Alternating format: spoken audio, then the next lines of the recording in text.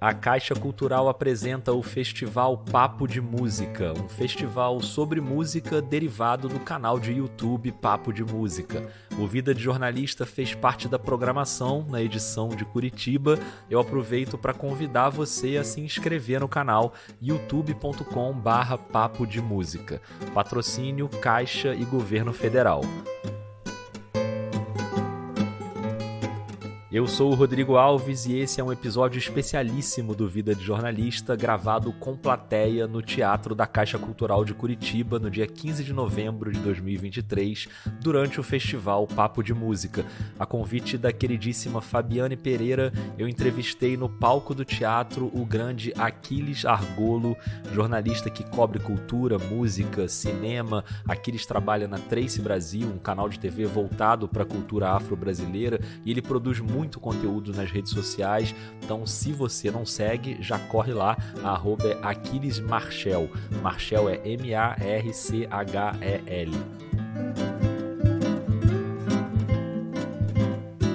Foram 2 dias de festival em Curitiba, foi uma lindeza, vários artistas, tipo Ana Vilela, Marcelo Genesi, enfim, eu agradeço demais a Caixa Cultural e a Fabiane, que botou o festival de pé do zero, com edições no Rio, em Curitiba e em Recife, além de ela entrevistar nomes incríveis da cena musical brasileira no canal dela, o Papo de Música, no YouTube, que tem entrevistas muito, muito bacanas. Então bora pro palco para ouvir essa aula de jornalismo, de cultura e de olhar sobre o mundo na voz do Aquiles Argolo.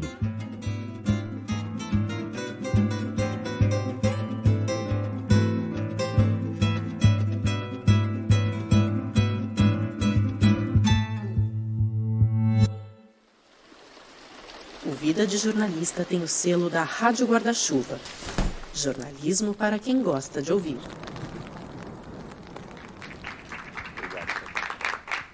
Oi, gente, tudo bem? Bom, primeiro queria agradecer demais Fabiane Pereira, queria agradecer demais a Caixa Cultural por esse espaço delicioso que a gente está ocupando aqui. E acho que para mim é uma alegria gigantesca poder participar do evento. A gente já teve mesas aqui, que claro, a gente está falando muito sobre música aqui, né? E o nome do festival já diz tudo, mas ter o podcast Vida de Jornalista envolvido aqui também num evento em que o jornalismo também está presente nas mesas, e até em mesas que são sobre música, o jornalismo já deu as caras aqui. Eu lembro ontem a Lio, né, da Tuyo, falando que pensava em ser jornalista por causa do jornalismo literário.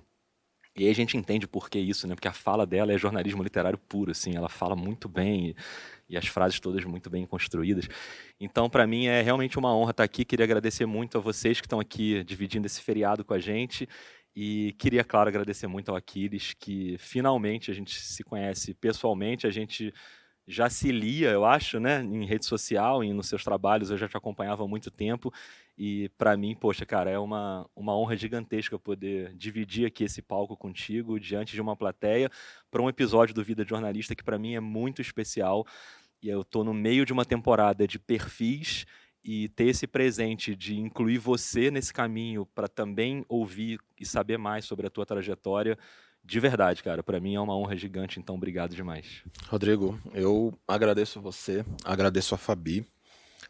Eu sou um apaixonado por jornalismo e sempre fui, mesmo quando eu nem sabia o que era jornalismo. Desde pequeno, gostando muito de ler, mesmo com as dificuldades para chegar a esse acesso de ler, né? A gente estava conversando ali atrás que você ia conversar com jornalistas indígenas e como a nossa vivência pessoal não dá para dissociar da vivência jornalística. Eu, sendo jornalista negro, uma pessoa de origem periférica, uma vez que eu consegui virar jornalista e foi uma batalha, eu não consegui fazer da minha escrita, do meu jornalismo, algo que fosse diferente da minha realidade. Então eu precisava e preciso falar dos manos pretos, das minas pretas, das manas pretas, preciso falar com os indígenas. E gostando tanto de jornalismo, eu acabei procurando pessoas que também faziam jornalismo com a paixão que eu estava procurando. E foi quando eu conheci a Fabi, foi quando eu cheguei ao Vida de Jornalista e tudo mais. Bolsista, com muito orgulho, né? Se não fosse bolsa, estava conversando com uma amiga minha, também falei com o Rodrigo que ela queria fazer um curso de especialização e estava R$ 3.000 por mês. E aí a gente pensando, cara, imagine se não existisse bolsa. Ia ter uma designer preta a menos, um jornalista preta a menos. Então, graças à bolsa que pessoas como eu conseguem chegar em alguns lugares, contar as nossas próprias histórias. Porque é muito importante mesmo que pessoas como o Rodrigo, um homem branco, peguem as pautas, peguem a luta, que deem espaços, mas é muito, muito, muito importante que pessoas como eu contem as próprias histórias. Que eu possa falar sobre mim, sobre as minhas causas, porque embora ele também possa falar, né, que muita gente confunde aquele lance de local de fala, ele tem local de fala, só que ele nunca vai falar a partir da mesma vivência. Eu acho que falta muito isso no jornalismo mainstream, né? Eu acho que a minha história vindo de uma mãe solo, que para eu pegar o gosto de ler, ela pegava os quadrinhos do Filho da Patroa, me trazia, aí eu aprendi a ler ali na raça desde cedo, pegava os livros, tive professores que viram um gosto de ler em mim e me incentivavam. Agradeço muito a esses professores. Eu escrevia poesia desde pequeno, então eu gostava muito de escrever versinho para as meninas na terceira, quarta série. E mesmo quando a gente é pequeno e fala, não, você é jogador de futebol, você é bombeiro, você é policial, mas já era uma pessoa que escrevia poesia, então eu acho que o jornalismo já estava em mim, eu só precisava descobrir, e com a chance de ter uma bolsa e de terminar a faculdade, de me inserir, embora eu tenha me formado em seguida, veio o fim do mundo, que foi a pandemia, mas hoje eu estou aqui, eu acho que a gente está conseguindo seguir por um lugar bem bacana.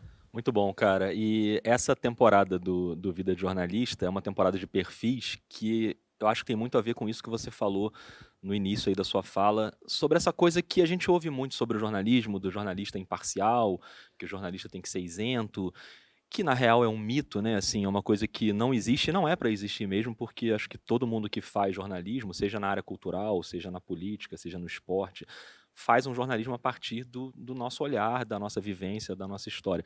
Então, eu sempre tenho começado os episódios um pouco com o que você já até falou agora, assim, que é fazer aqui um Aquiles Origens, né?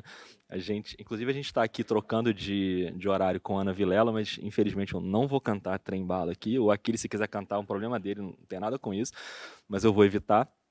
Mas o que eu queria nesse Aquiles Origens é que você falasse um pouco sobre isso aí. Onde você nasceu, onde você cresceu e em que momento ali, foi nesse momento ali da poesia, da escrita, que o jornalismo te encontrou? Ou teve algum outro sinal na tua infância, na tua adolescência?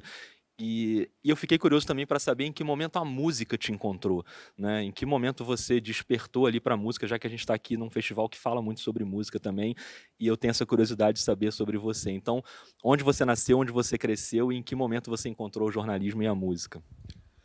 Cara, eu nasci ali na Casa Verde, na capital. Eu morei, a minha infância foi numa favela, daquelas favelas, bem favelas mesmo, perto do CEAGESP, em São Paulo. A minha mãe é baiana, a minha avó é baiana, ela veio para cá como muitos nordestinos tentarem vencer na vida.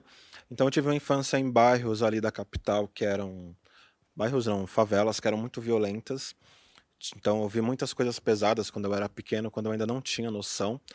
Mas a minha mãe, né, ela sempre buscou melhorar, então nunca me tirou da escola para trabalhar, nem nada disso. E eu não sei explicar porque eu sempre tive uma profunda paixão por ler, né? Tipo, eu aprendi a ler antes de entrar na escola. Não lembro bem como, mas minha mãe falava, você ficava perguntando as placas, porque ela me levava para o trabalho, as placas, etc., e queria saber as letras, e fui aprendendo. Tanto que eu entrei na primeira série já sabendo ler. E eu lembro uma coisa que me marcou muito, foi na terceira série. Tinha aquelas lições, tipo, a professora dava uma imagem, você tinha que escrever uma historinha em cima daquela imagem. E eu gostava muito de escrever, e eu usei 4 folhas de almaço para escrever aquela historinha. E aí essa professora, o nome dela é Maria do Carmo, nunca vou esquecer. Ela pegou e saiu com a minha folha, depois voltou com outra professora, e eu falei, fiz alguma coisa. Eu vou para a diretoria. Naquela época ir para a diretoria era um terror. E daqui a pouco me chamam e eu já, ansioso desde pequeno. Aí elas me chamaram e falaram: Meu, você que escreveu isso aqui? Eu falei, foi. Aí eu, né, tremenda. Ela falou, a gente vai passar o seu texto para a turma da quinta série. Tipo, eu tava na terceira. Eu não sabia o que significava aquilo, mas no dia seguinte, uma outra professora me chamou até a sala, a lousa carregada de texto, porque eles estavam copiando o meu texto para a quinta série escrever. Lógico, eles não estavam satisfeitos, eram 4 folhas de almaço, mas, mas ali eu vi que o bichinho da vaidade já me picou, tipo, olha, as pessoas gostam do que você escreve. E para um menino preto, que não tem muitos outros motivos de ter vaidade, porque nunca é o mais bonito da sala, não é o que tem mais condições, não é o que tem videogame, a escrita foi, tipo, acho que o primeiro motivo de, tipo, olha, você se destaca nisso daqui. E daí pra frente foi isso. Eu acho que foi ali que eu percebi, cara, eu quero escrever, eu vou escrever.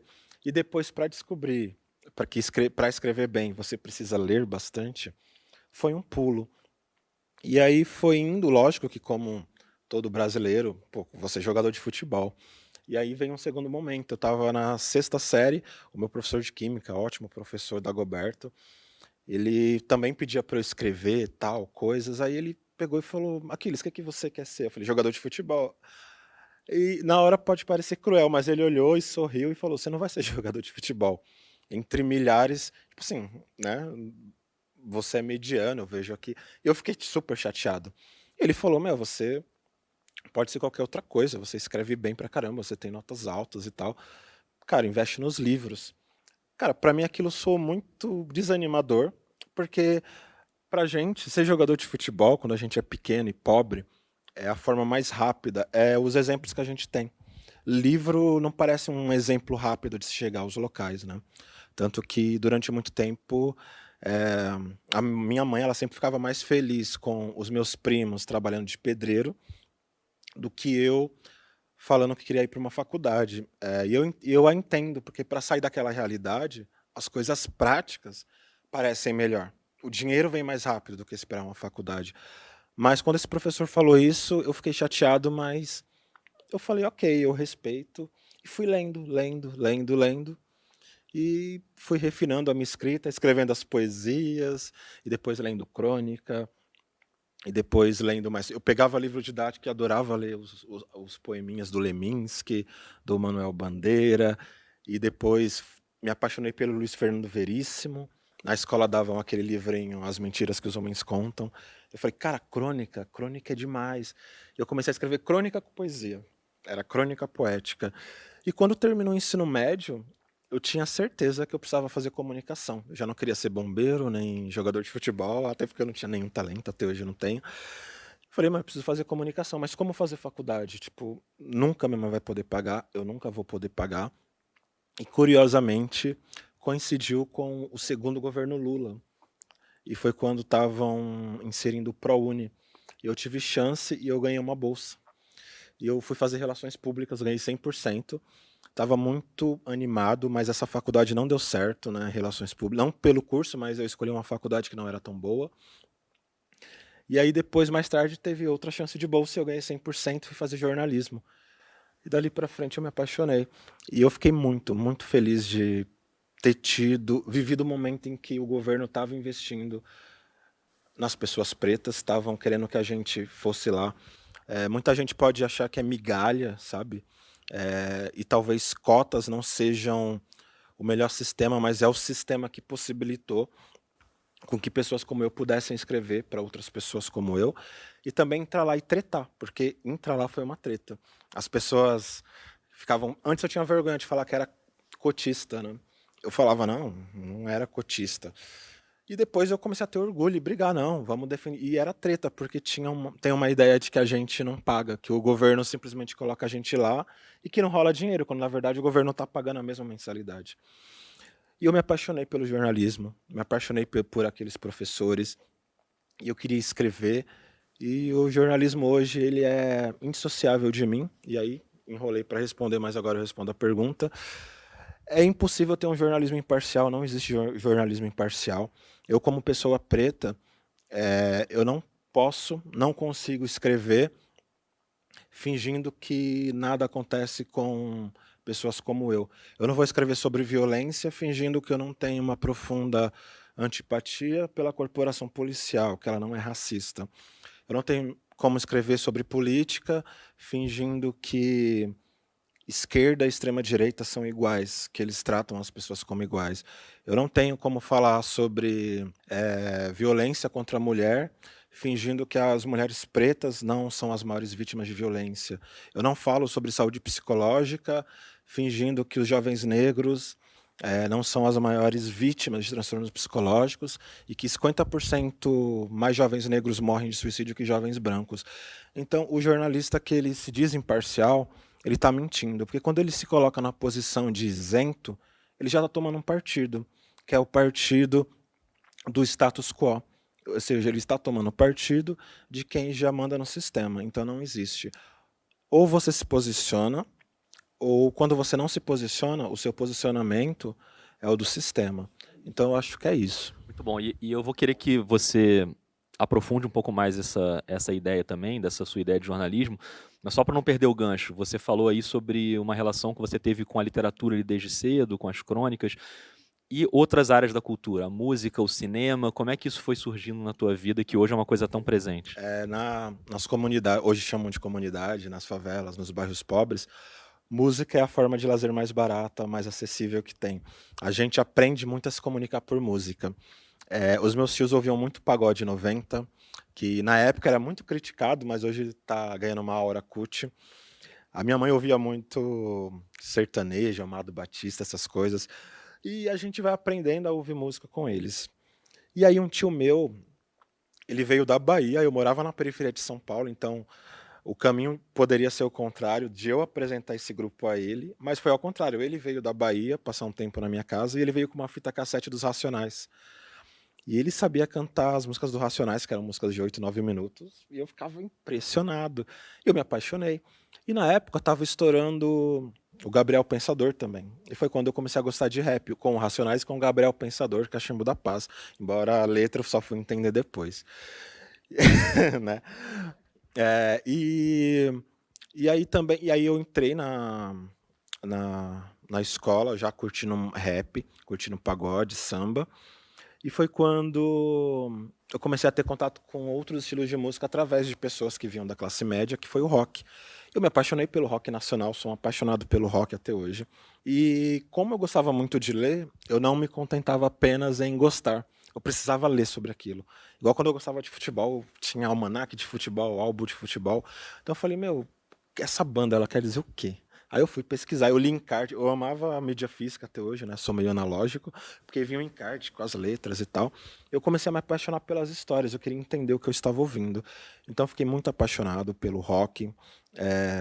Na escola, no ensino médio, eu conheci a galera que o pessoal chamava de rosqueiros, né? De pejorativamente. E comecei a conhecer Nirvana, Pearl Jam, Queen.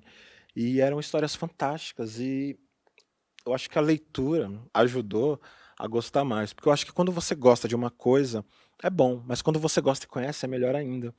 Porque você vai buscar a origem e conhece mais coisas. Então, você vai ouvir o Nirvana e você vai ver que eles eram influenciados pelo Velvet Underground.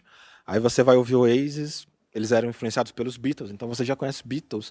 Só que os Beatles faziam covers de artistas negros, então você já conhece os artistas negros, e aquilo é muito apaixonante, música. E eu me apaixonei por música de uma forma que hoje para ir na padaria eu tenho que ter fone de ouvido. Eu já me atrasei para ir pro trabalho, porque eu esqueci, eu não achava fone de ouvido. Mano, não vou sair sem fone de ouvido, não vou pegar ônibus sem fone de ouvido. Como as pessoas andam sem fone de ouvido É uma por aí? parte do corpo, né? É uma parte do meu corpo, tipo, a Fabi me convidou para vir para cá, ela, mas não tem problema, você viajar, não vai ficar. Eu falei, meu, eu tô com 2 fones de ouvido aqui.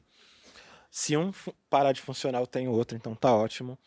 Então é isso. E música é uma coisa apaixonante que me fez querer conhecer. E por um acaso, sendo jornalista, eu tô tendo a chance de entrevistar as pessoas que eu admiro, né? Na semana passada eu entrevistei o Gabriel Pensador e eu lembrei, eu falei, cara, eu tive contato com rap por causa do Quebra-Cabeça, o disco do Gabriel Pensador que estourou. E hoje eu tô entrevistando esse cara.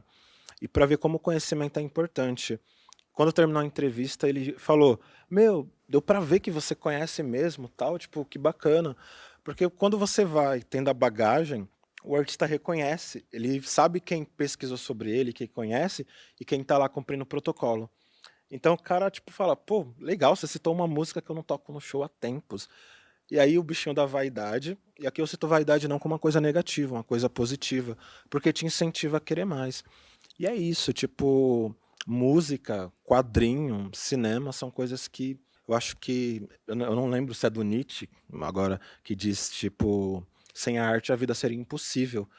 E sem a arte a vida seria impossível e o jornalismo seria impossível, né? E é engraçado porque a gente tá num festival que tem várias pessoas da música, né, participando, e a gente fica meio olhando assim, né, tipo, nossa, eu tô vendo essa pessoa pessoalmente pela primeira vez. E a gente tá aqui do lado, no hotel, e por coincidência nós dois comentamos a mesma coisa aqui antes de começar, que é, no hotel tem algumas bandas também, que, enfim, vêm fazer show em Curitiba e tal.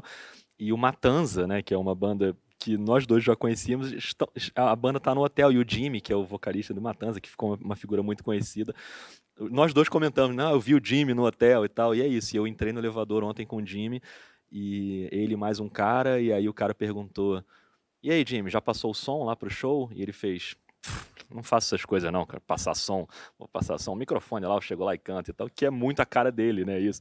Então, assim, poder ter a oportunidade de ver essas pessoas de perto, né, as pessoas que estão aqui no festival, pessoas de bandas que a gente encontra, acaba sendo um negócio muito importante, né. Cinema, como é que entrou na tua vida, cara? Então, cinema é uma Você coisa. pode descrever um pouco a camisa que você está usando agora, se você quiser. Então, eu troquei de camiseta agora, porque eu tava com a camisa da Liga da Justiça. Eu falei, não, tem que ser uma coisa mais séria. O meu guarda-roupa só tem roupa de personagem até a. Eu ganhei uma camiseta essa semana neutra da Hering. Me falaram assim, meu, né, tipo, jornalista. Aí eu falei, pô, mas eu só falo de filme, de música. Então, para quem está ouvindo só no podcast, conta qual é a sua camisa Eu tô com a agora, para quem não camiseta está te do vendo. It, né?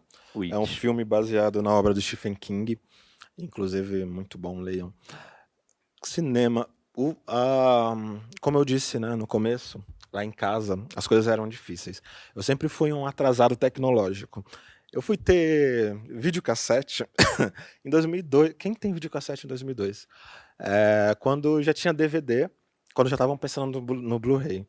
Só que eu era muito apaixonado por filme, porque a minha mãe. Eu ficava cuidando dos meus irmãos para minha mãe trabalhar quando eu era um pouco mais velho. E a minha diversão era o cinema em casa, sessão da tarde. Eu achava incrível história. E aí a primeira pergunta que você fez, né? Eu já gostava de ler e escrever. O cinema para mim é uma forma de contação de história. E para ver que, tipo, na verdade eu sou apaixonado por contação de histórias. E aí, pô, assistindo filmes como o ET, o Extraterrestre, que foi o meu primeiro contato com o Steven Spielberg, um dos meus diretores favoritos atualmente. E aí, lógico, aqueles dezenas de filmes de animais, Bud, meu gorila favorito, os 10 Beethovens e por aí vai. E era fantástico ali poder ver, e durante muito tempo eu assisti essas coisas em preto e branco, mas ainda assim era apaixonado. Quando teve a primeira TV colorida, foi como me reapaixonar por essas coisas. Então acho que eu tive ciclos por ter pouco acesso, quando eu tinha acesso, eu consumia com muita paixão aquilo que eu podia ter acesso. Igual minha mãe, quando ela trazia uma revista dos X-Men totalmente aleatória, porque eu não queria saber o final daquela história, eu lia várias vezes porque eu sabia que eu não ia poder ver. Então, quando eu via os filmes, eu me reapaixonava por aqueles filmes, porque eu não tinha DVD para ver várias vezes. Então, era isso. E aí, quando eu comecei a trabalhar, pude ter as coisas, até hoje lá em casa tem sacos e sacos de DVD. Diga não a pirataria, mas eu adorava as banquinhas. Mentira, pode piratear. Pode falar isso no podcast? Enfim. Cara, me apaixonei. E cinema pra mim era uma forma de contação de histórias. E quando eu descobri que, pô, cinema na verdade é igual Choque de Cultura fala. Como assim você escreve um roteiro antes? Tem que escrever antes? Eu falava, cara, que da hora. Eles escrevem um livro antes do filme? E é isso. E o cinema entrou assim como a música, né?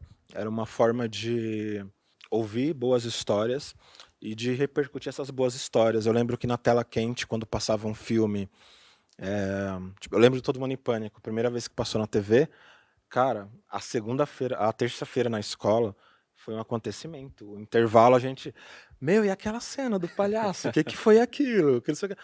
Então acho que me ajudou também os amigos por uma sorte, eu não sei. Eu tive amigos que a gente conversava muito sobre, e quando a gente conversa sobre as coisas que a gente gosta, o amor se retroalimenta. Então, acho que se eu não tivesse conhecido as pessoas que eu conheci, eu acho que eu não ia gostar tanto das coisas que eu gosto. É igual eu conversando com o Rodrigo lá. A gente começou a falar de jornalismo e já parecia que tinha começado o episódio do podcast. Então acho que uma parte muito importante das coisas que a gente ama é poder falar sobre as coisas que a gente ama com pessoas que também gostam e que respeitam. Inclusive, eu acho que o pessoal do festival vai ter que lutar para tirar a gente daqui de cima hoje, porque se deixar, a gente vai ter que ser muito disciplinado, Aquiles. Então, difícil. vamos ser bonzinhos hoje, tá? Porque temos tempo, claro. Porque o jornalista, ele tem aquela coisa, tem que ser objetivo direto, mas também é muito gostoso falar do que se gosta. Então, é como sentar numa tarde e conversar com a avó da gente, falando sobre as histórias que ela gosta, e a empolgação dela te leva junto. O jornalista também, a empolgação dele vai levando todo mundo junto, as pessoas estão. E assim, a gente já teve o assunto podcast aqui no festival também hoje, e eu acho que podcast é muito isso também, né? Pelo menos eu vejo muito dessa forma, é uma maneira de eu conversar com quem está do outro lado do fone de ouvido. Você está falando dentro do ouvido da pessoa, e a minha ideia é sempre tentar levar a pessoa para dentro daquela história ali, né? É uma coisa bem, cria uma intimidade que eu acho que é muito legal.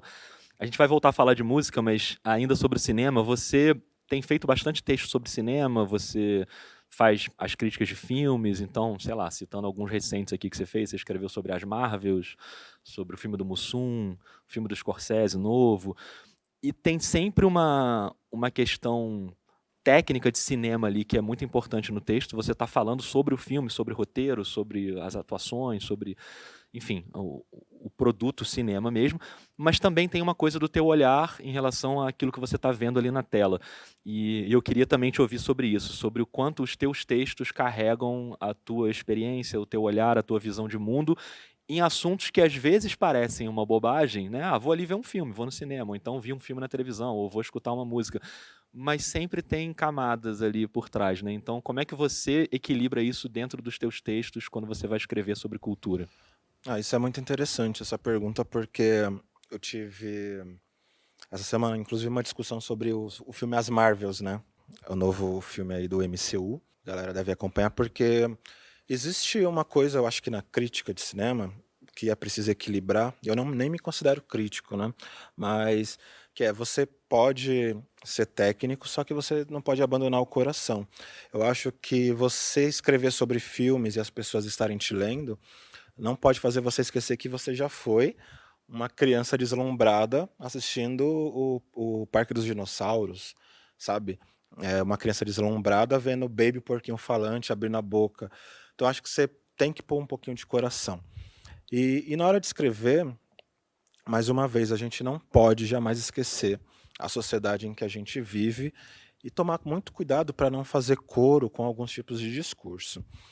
Esse filme novo, por exemplo, As Marvels, eu escrevi sobre ele e eu posso dizer, pô, é um filme genérico, é um filme ok, divertido, dizer por que que eu acho apenas ok. Mas eu também não posso esquecer sobre a rejeição que esse filme está tendo e os motivos dele estar sendo rejeitado. Então, eu sei que na hora de escrever, eu não posso endossar um discurso misógino, sexista, porque você pode não gostar de um filme porque ele é ruim e você justificar as razões dele ser ruim. O que você não pode é alimentar um discurso vazio justamente num filme que tem protagonismo feminino, em que duas das mulheres são mulheres não brancas, e aí, curiosamente, outros filmes de qualidade inferior não sofrem recorde negativo de bilheteria, não são rejeitados, não são xingados, as personagens não são atacadas como personagens ruins. Então, tá, eu vou escrever sobre as Marvels. Aí eu tô lá escrevendo. Só que eu preciso ter muito cuidado, porque eu sei que tipo de discurso eu vou alimentar dependendo das palavras que eu usar. Eu acho que muita gente traz sim o seu pessoal. Eu faço isso, né? Eu levo muito do meu pessoal para a escrita.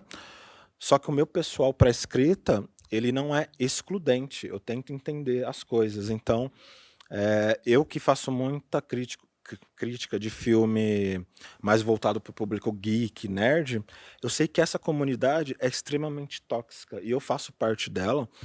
Então, é preciso uma escrita muito cuidadosa. Você não pode errar algumas coisas, senão você dá munição para que minorias que estão ali sendo representadas sejam atacadas. mulheres e negros no cinema são sempre subrepresentados. A gente vê no próprio Oscar, por exemplo, né? Então, a crítica, mesmo quando ela é negativa, ela tem que ser cuidadosa. Quando eu faço uma crítica do Scorsese, por exemplo, que é um diretor aclamado, eu acho até mais fácil, embora os filmes dele sejam complexos, porque é meio que você tá ali no terreno fácil. Falar bem do Scorsese é fácil.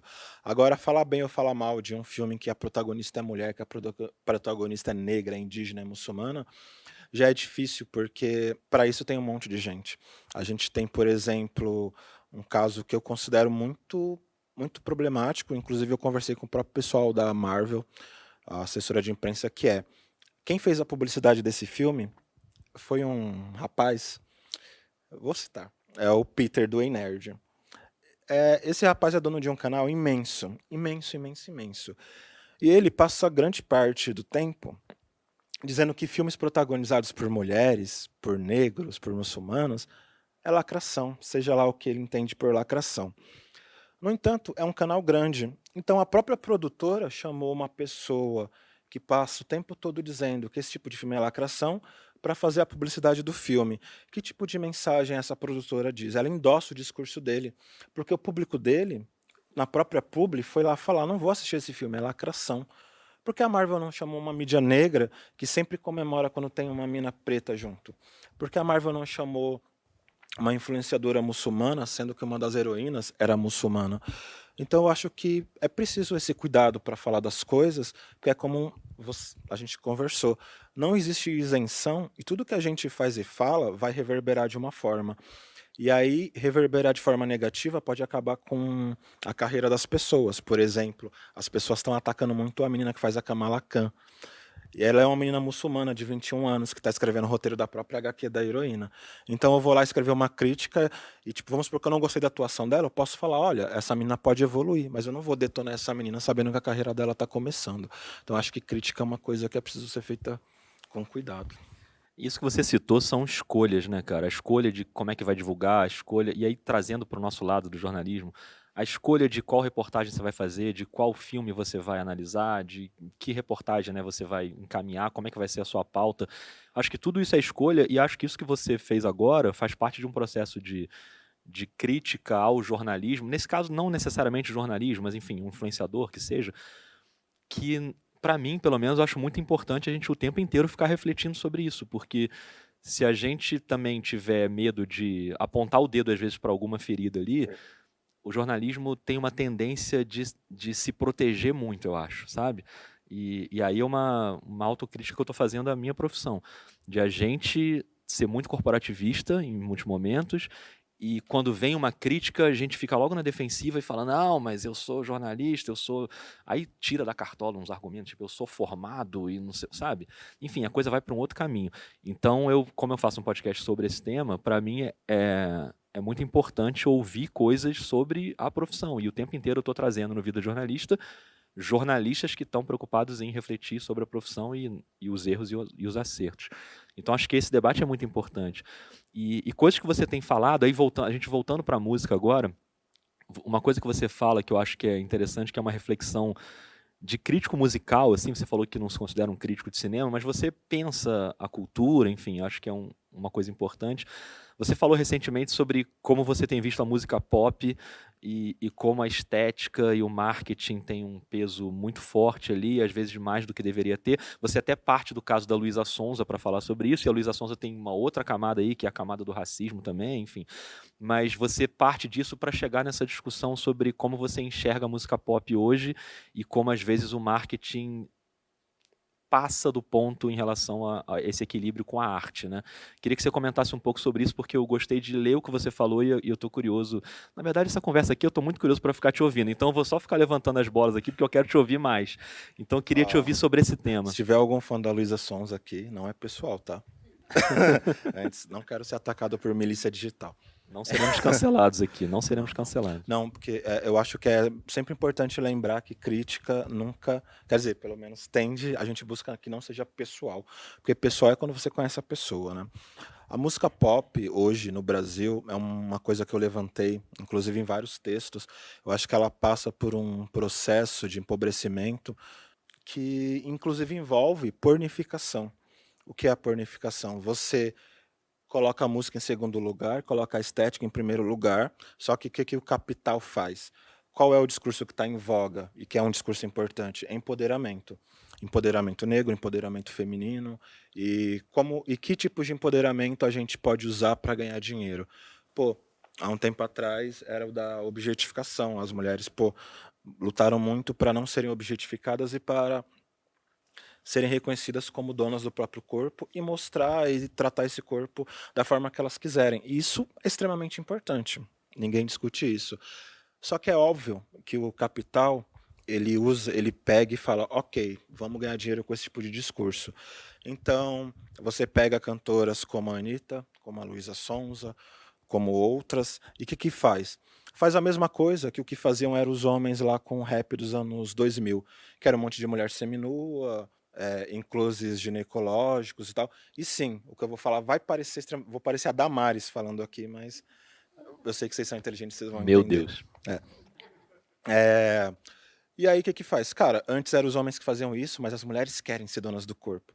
Você pega a Luísa Sons, você pega a Isa, pega a Anitta, e você faz com que elas digam, eu estou fazendo isso com o meu corpo, e eu tô empoderada, tá ligado? Só que o que elas fazem acaba passando, resvalando na cultura do pornô.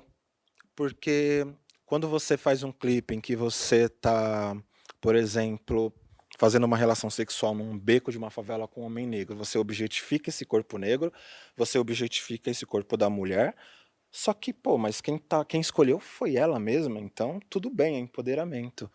Legal, ela tá ganhando dinheiro com isso. Quem é o dono do Spotify? Homens brancos. Quem é o dono do YouTube? Homens brancos. Quem é o dono da gravadora da Anitta Luísa Sonza? Homens brancos. Elas estão ganhando dinheiro? Estão, só que elas estão ganhando as migalhas. Quem continua ganhando são os homens brancos. A diferença é que eles deixam você continuar com o seu discurso de empoderamento, eles cooptam, eles fazem você trabalhar para eles, e é isso aí. Eu lembro que no Instagram, antigamente, hoje eu acho que o algoritmo melhorou. Quando você pesquisava mulheres negras, era só as mulheres seminuas, peladas, porque o algoritmo trabalha para isso. Não é errado mostrar o corpo. Cara, corpo é lindo, a gente tem que mostrar. Só que o pessoal lá de cima, eles sabem como pegar o nosso discurso e distorcer. Então acho que a música pop ela vai por esse caminho. Ela começou a vender mais a estética do que a música. Ela, desde o sertanejo universitário, passando pelo pop, você se preocupa menos em levar uma mensagem e mais com que tipo de embalagem você tem. Quando você pega, por exemplo, o último disco da Luísa Sonza, né, que supostamente seria um disco mais intimista dela, e você vai ver quem compôs, a maioria das músicas é composto por 5, 6, 7 pessoas. O que um artista quer dizer quando, na verdade, quem escreve as letras para eles é outra pessoa? O que um artista quer dizer quando toda vez que você ouve falar dele, não é sobre música, não é sobre lançamento de disco, é sobre polêmica, é sobre com quem ele está saindo, é sobre ter sido traída, é sobre caso de racismo. Aí a Anitta, a Anitta tem tudo para ser. Ela é uma das nossas grandes. Não tem como dizer que a Anitta não é uma das nossas grandes. Mas, cara, qual a última música da Anitta que você decorou? Qual a última música da Anitta que você ouve na rua? Lá na Quebrada, por exemplo, essa semana eu ouvi a música Piloto da Flora Matos. Essa música foi lançada há muito tempo, viralizou no TikTok, chegou nas quebradas, é um hit orgânico, é uma música que fala de amor, e você sabe quando a coisa é orgânica, porque chega nos lugares. Agora, tipo, a pessoa lança um álbum, você ouve falar que ela foi traída, você ouve falar que ela foi racista, a música não chega nas pessoas, você não vê chegando nas quebradas, você vê que, bateu recordes no Spotify, mas, tipo, aí depois na outra semana desaparece, aí depois surge uma polêmica, aí vai ter um documentário, e parece que a música fica em segundo plano. E eu que cresci ouvindo o rock nacional, que tem sim seus problemas, a MPB, que tem sim seus problemas, o pagode, todas as músicas têm problemas, ainda assim a gente é acostumado com as pessoas que escrevem as próprias músicas, que a música vem antes da estética, e hoje não, hoje parece que a estética precede a música. Tudo parece que é imagem. Você vai num festival de música, você vê ativação de propaganda para todo lado, você tem dificuldade de ir para os palcos assistir os shows, porque é muito mais propaganda do que música em si. Você vê bandas chateadas em cima do palco, entediadas, e lá um banner gigante da marca. Aí você corre e fala, meu, tá bom, vou para outro show. Para chegar, você passa ali propaganda do TikTok, da Budweiser, da Heineken. Então parece que tudo é mais propaganda estética do que música hoje em dia. E eu sei que isso soa aquela coisa, no meu tempo era melhor. Mas é que hoje com a internet a gente parece que consegue ver melhor, sabe? No meio da sua resposta, você citou o algoritmo do Instagram. Vamos falar um pouquinho sobre esse assunto, que é bem simples, né? Não é nada complexo, é uma coisa, enfim, super fácil de falar. Mas outro dia você mesmo escreveu sobre isso no teu Instagram e você produz muito no Instagram, no Twitter, no ex-Twitter, como se queira chamar, enfim. Foi por aí que eu conheci o teu trabalho, inclusive, e outro dia você refletiu no seu Instagram sobre a sua produção nessa rede social e o que você produz ali e o que a plataforma entrega, o que a plataforma boicota, enfim, que tipo de assunto funciona mais ali. Claro que hoje, para quem trabalha com jornalismo, é muito difícil você ficar dissociado de rede social, seja para divulgar, seja para produzir o conteúdo ali dentro mesmo. Mas é isso, né? É um conteúdo que, no fim das contas, está na mão de alguém lá em cima, né? Não é um conteúdo que é 100% nosso. A gente está produzindo para alguém que, de certa forma, está lucrando com aquilo ali. O que você tem pensado sobre produção de jornalismo em rede social e o que mais te incomoda ali, o que te angustia e o que você acha que, no fim das contas, é o lado bom disso aí que você cita nesse teu texto, que é uma criação de uma comunidade ali, você ter pessoas... E eu queria que você também começasse essa resposta contando uma coisa que você me contou aqui antes da gente começar, o que aconteceu contigo hoje aqui, quando você encontrou pessoas que te conheciam por causa disso. Primeiro que na rede social tudo me angustia. Tudo me angustia em rede social. Eu não sei se tem alguém aqui que já se formou em jornalismo ou se pretende estudar. Hoje em dia você, na verdade, não só jornalismo. Hoje em dia não basta você ter apenas a sua profissão, você tem que ser meio influenciador. Eu sou nutricionista, vai ter que divulgar o trabalho no Instagram. Eu sou psicólogo, vai divulgar o trabalho no Instagram. A gente está escravo disso, não tem como fugir. Não tem mais. Você quer fazer crochê? Vai divulgar no Instagram. O seu amigurumi no Instagram. E é isso, né? E o algoritmo, ele promove certos tipos de conteúdo e não necessariamente o conteúdo que a gente às vezes quer ver. É o que eu falei da estética. Existe uma estética que o algoritmo promove. Por exemplo, eu tenho muitos virais no Instagram. Tanto em páginas que compartilharam meu conteúdo, já trabalhei com a Mídia Ninja, Africanize, já escrevi coluna para a Folha de São Paulo. Eu tenho 29 mil seguidores no Instagram, só. E eu falo só no sentido, eu não quero ser influenciador, eu quero ser jornalista. Só que pelo número de virais que eu tenho, já era para eu ter muito mais. Uma pessoa, vou dar um exemplo, e eu gosto muito dele. O Esse Menino, alguém lembra do Esse Menino? Então, que ele, né, vai responder, não. Ele teve um viral. Esse viral deu para ele 1 milhão de seguidores em 5 dias. Ele é um homem branco, né? O algoritmo promove pessoas brancas muito mais fácil que pessoas negras. Pessoas negras para crescer, eu não sei. O Yuri Marçal é um humorista que ele foi alcançar 1 milhão de seguidores ano passado. Ele está fazendo internet há 6, 7 anos. Então o algoritmo não promove pessoas negras, né? A não ser que essas pessoas objetifiquem o corpo, porque o Instagram gosta de corpo nu. E é isso. Mas o meu Instagram, embora eu não tenha um monte de seguidores, eu criei uma espécie de comunidade que eu acho que torna a coisa menos tóxica. Então muita gente ali se ajuda, muita gente ali comenta e faz amizade ali na caixa de comentários em cima dos textos que eu escrevo. Que às vezes a pessoa, pô, eu gosto, você escreveu de tal filme, e aí começa a comentar e fazer amizade. Escreveu de tal, eu fiz uma lista lá de música, pô, eu vi essa música, aí faz. E isso é muito, muito saudável, eu acho muito importante. Inclusive, no Instagram de vocês, caso vocês sejam usuários constantes de Instagram, observem a formação de comunidade no Instagram de vocês. Provavelmente tem umas 3 ou 4 pessoas que sempre participam ali, estão sempre dando força, estão sempre curtindo. E essa comunidade de vocês, e que é muito, muito mais importante do que muito influenciador, tirador de selfie, que posta selfie, tem 10 milhões de seguidores, as marcas adoram, mas as pessoas não conhecem de verdade eles, as pessoas não estão ali compartilhando uma ideia em comum, até porque você não consegue entender mais ou menos a ideia que sai daquele criador de conteúdo, porque, sabe, tipo, é uma pessoa que existe, mas não tem uma comunidade em volta dele. Os criadores menores, eu vejo que se criou uma comunidade em volta deles. Que as pessoas conhecem o Aquiles, sabe que o Aquiles é treteiro, o Aquiles gosta de vez em quando xingar algumas pessoas de determinado espectro político. E, e as pessoas entendem isso, elas sentem como se fosse um amigo pessoal delas. Isso acontece com criadores menores. É a primeira vez que eu estou aqui em Curitiba. Eu sou de São Paulo, de Guarulhos. E aí eu encontrei uma amiga que me segue no Instagram, no Twitter, ela comenta tudo. Ela falou, quero te conhecer. E ela veio aqui, a gente foi comer junto. E ela falou, vou te apresentar a Avenida 15. Eu falei, demorou. Seja lá o que tem na Avenida 15. A gente foi lá, andou, caminhou. E aí um rapaz abaixo, você é o Aquiles? Aí eu falei, sou. Aí ele, te sigo no Instagram, adoro seu conteúdo. Aí eu fiquei, super feliz. Justamente porque eu não viso ser influenciador, não viso ser famoso. Eu quero ser jornalista, eu quero escrever. Só que quando você cria uma comunidade e as pessoas se identificam, gostam de você, é muito gratificante. Porque as pessoas, muita gente que sente o que eu sinto, não consegue colocar em palavras.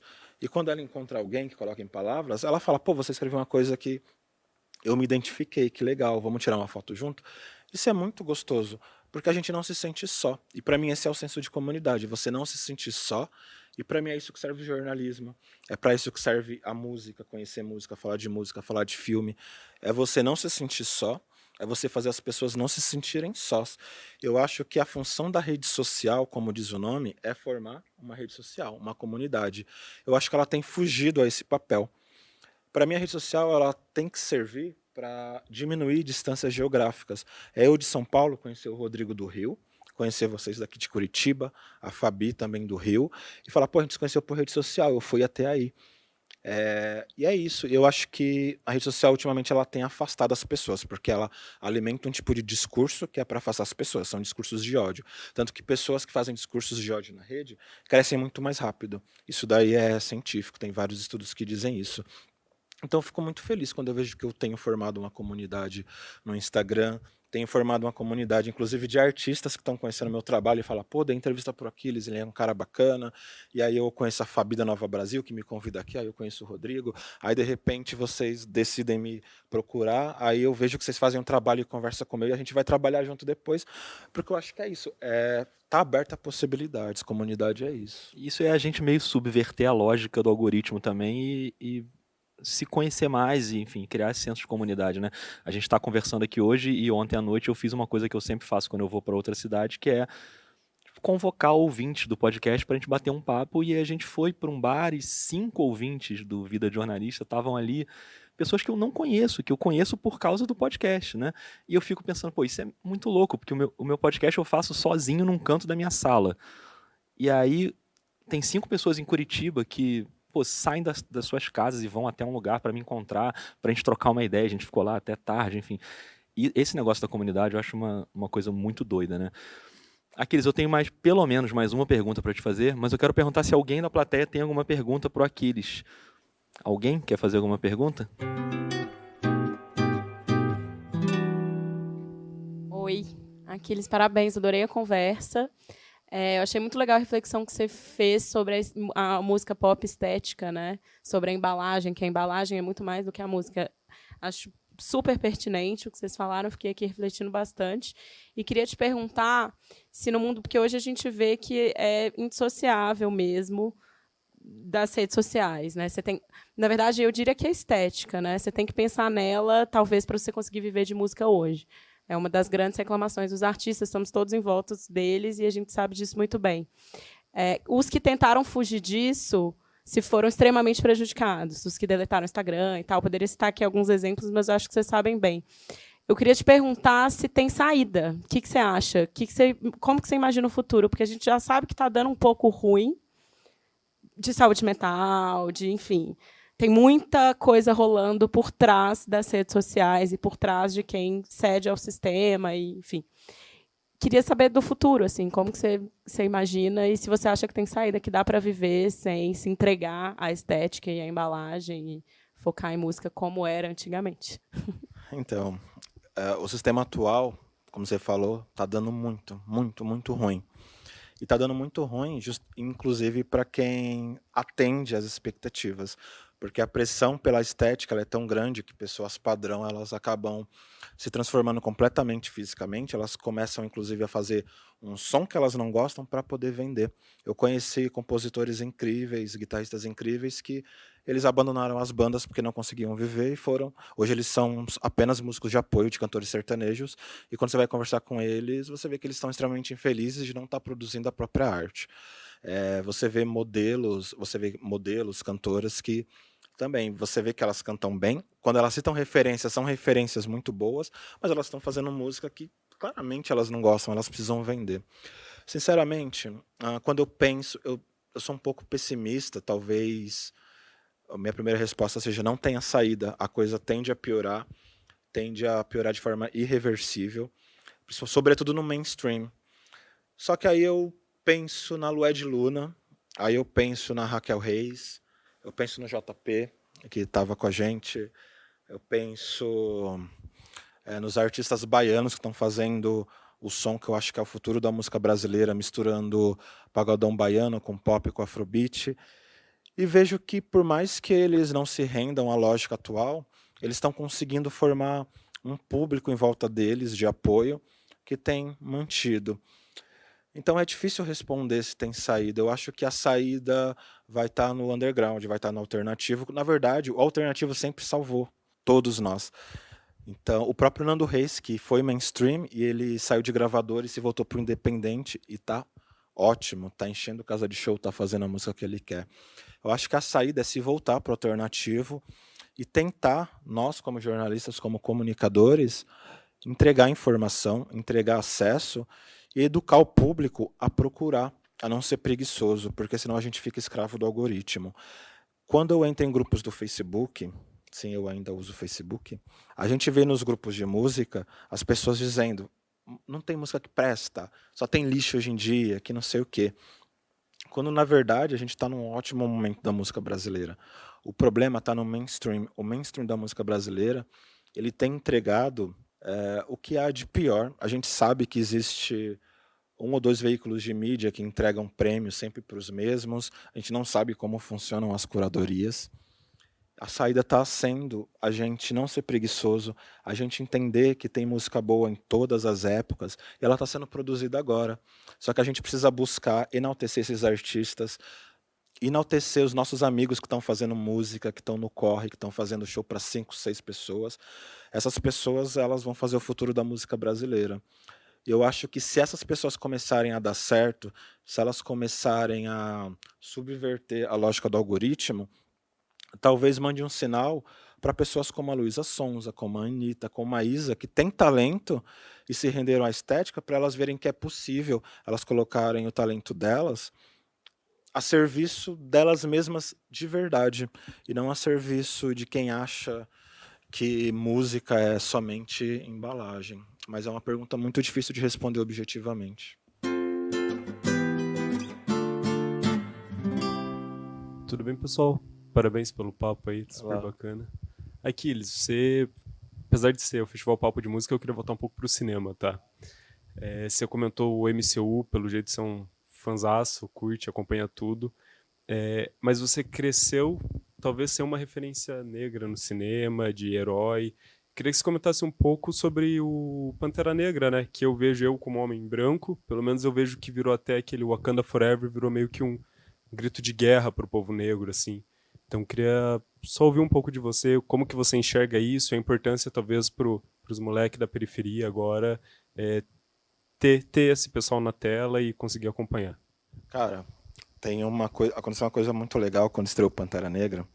Primeiro, assim, realmente não tive referências negras na cultura pop, né? Talvez a minha referência em cultura negra na cultura pop tenha sido o Ed Murphy, que aparecia muito nas comédias.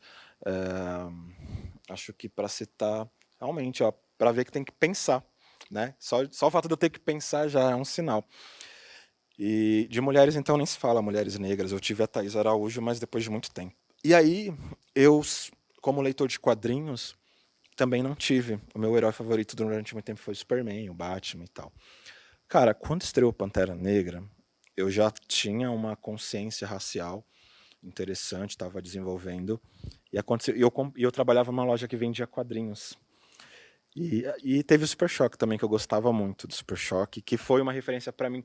E o Lanterna Verde da Liga da Justiça, que era o Lanterna Negro, e eu ficava, caralho, esse cara parece comigo, careca e tal. que a minha calvície foi precoce. É... Só que o Pantera Negra, ele foi um marco no cinema, e aqui eu falo que foi um marco no cinema não só para a comunidade negra. O Pantera Negra é um filme que é um clássico pop, foi indicado ao Oscar, bateu 1 bilhão de bilheteria, era um personagem B da Marvel. Quando estreou o Pantera Negra, eu comprei uma camiseta estilizada do Pantera Negra, que era tipo de uniforme, né?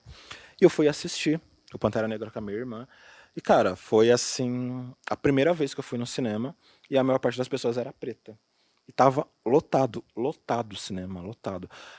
Sabe aquela coisa de tipo, as pessoas.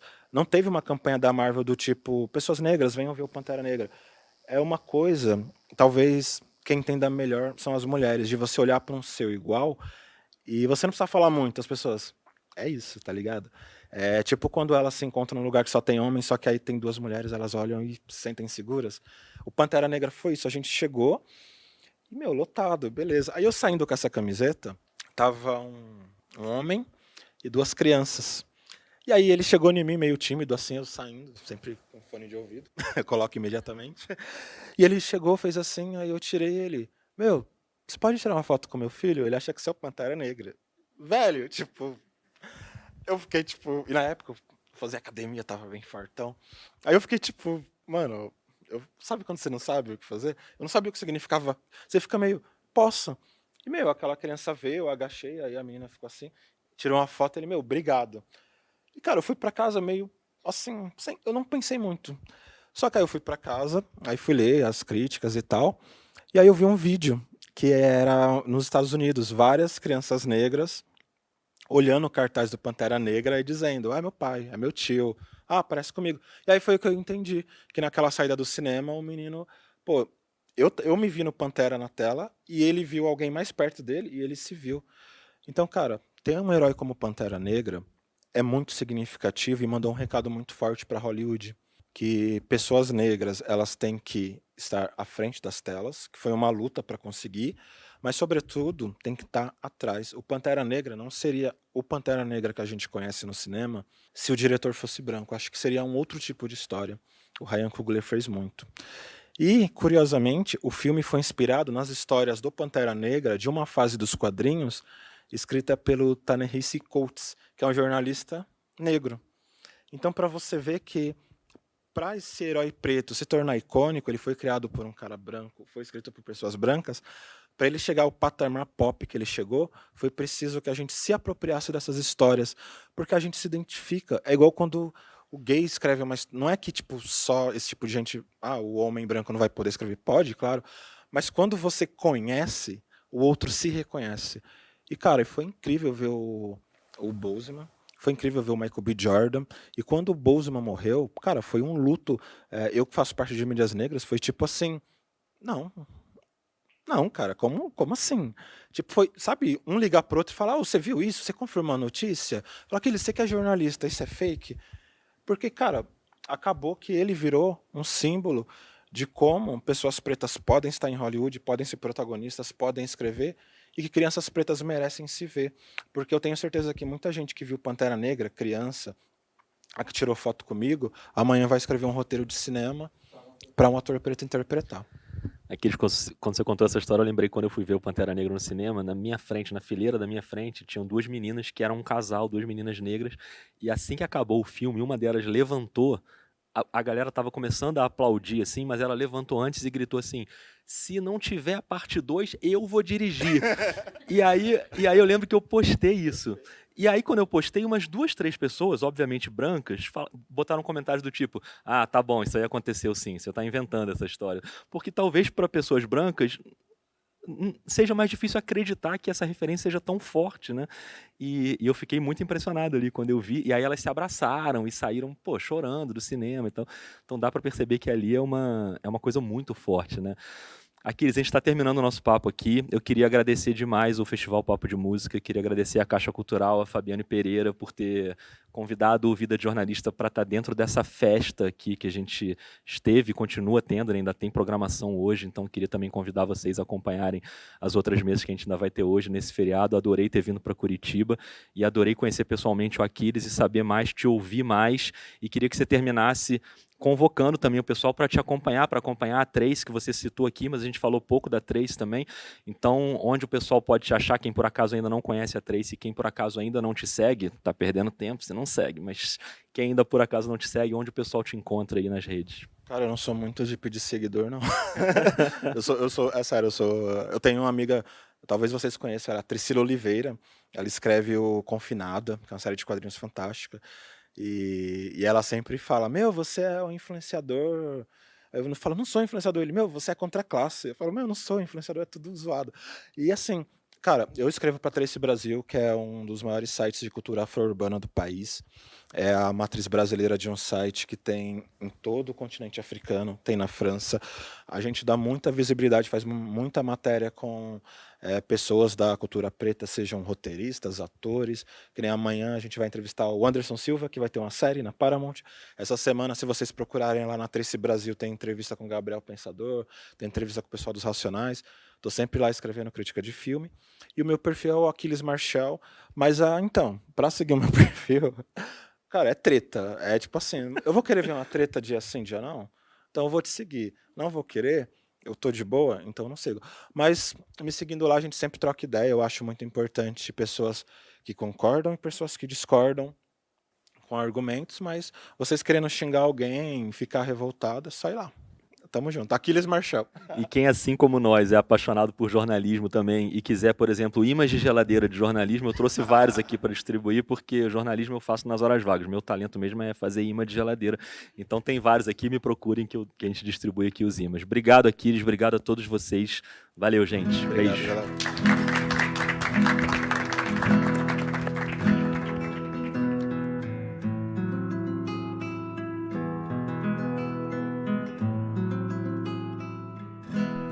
Eu sou o Rodrigo Alves, esse violão que você está ouvindo é do Gabriel Falcão e esse foi o episódio especial do Vida de Jornalista, gravado com plateia no Festival Papo de Música em Curitiba.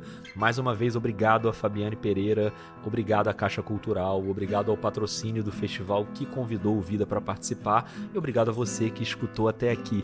Espalhe esse conteúdo por aí, é muito importante. E a temporada de perfis do Vida ainda não acabou, tá? Faltam 2 perfis especialíssimos que vão ao ar nas próximas semanas. Então daqui a pouco a gente se encontra de novo. Um beijo!